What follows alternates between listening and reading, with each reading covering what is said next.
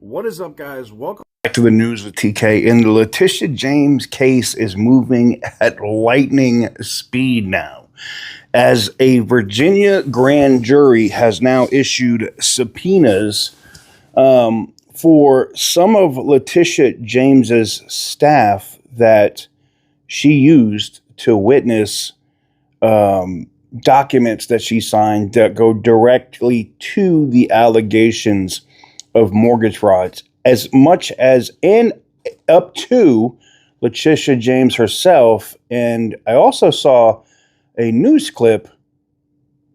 Is she already indicted? Now she is being indicted by a grand jury.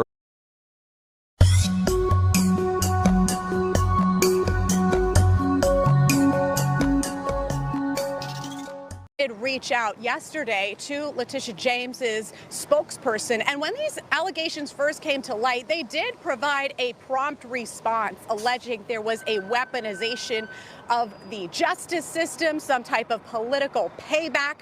This time, though, her spokesperson has not responded to our requests for a comment. Back to you.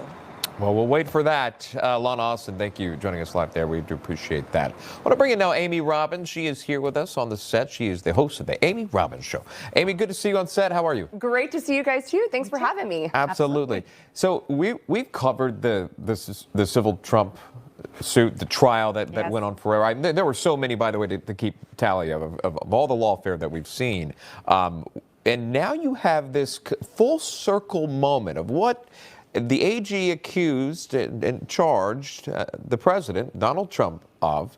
Now she is being indicted by a grand jury, or at least we're seeing subpoenas issued by a grand jury now on the very same charges. What are the odds of that? It's just irony all around, and I can't help but laugh at where we find ourselves now, because you're sitting here saying this is somebody who ran in 2018 on making promises that she was going to take down Donald Trump.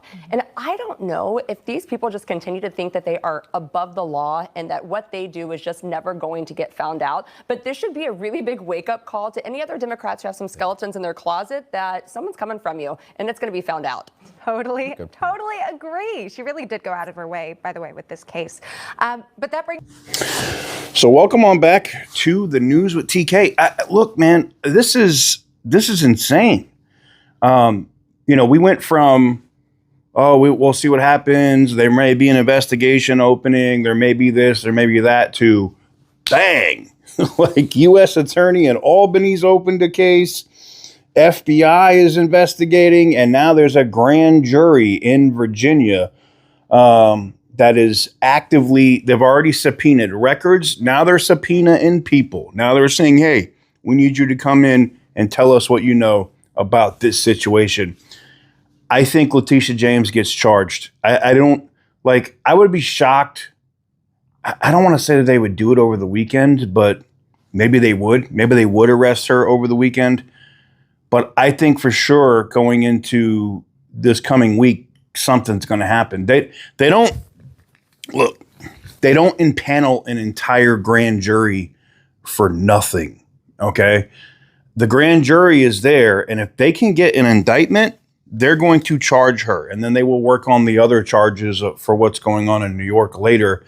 But charging Letitia James, I believe, looking at what I've seen for rules for the New York bar and the New York Constitution, if she is criminally charged with a crime, whether federal or state, she would be placed on leave or suspension or whatever you want to call it from her office. One of her deputies would have to take over temporarily or permanently, because I don't think she could beat this case if she is charged.